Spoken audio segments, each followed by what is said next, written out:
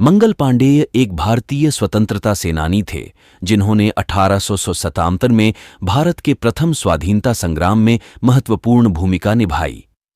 वो east India company की 34वीं Bengal infantry के सिपाही थे। तत्कालीन अंग्रेजी शासन ने उन्हें बागी करार दिया, जबकि आम हिंदुस्तानी उन्हें आजादी की लड़ाई के नायक के रूप में सम्मान देता है।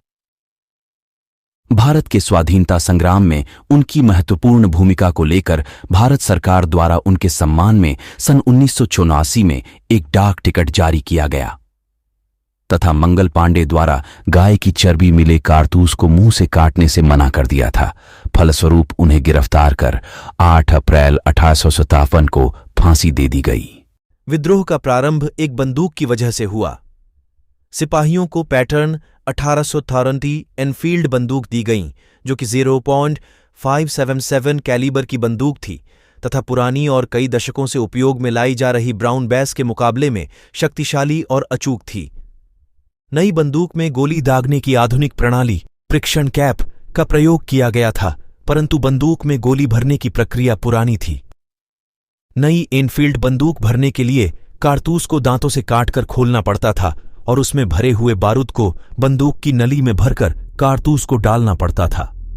कारतूस का बाहरी आवरण में चर्बी होती थी, जो कि उसे पानी की सीलन से बचाती थी।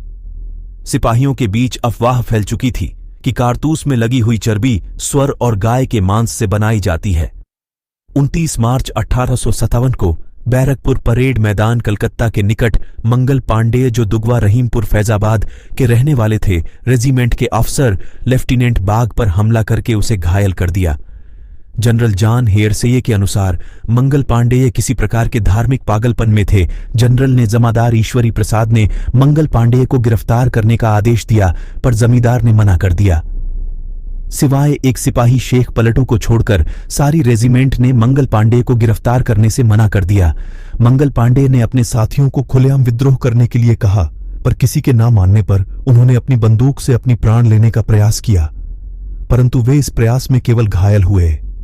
6 अप्रैल 1857 को मंगल पांडेय का कोर्ट मार्शल कर दिया गया और 8 अप्रैल को फांसी दे दी गई।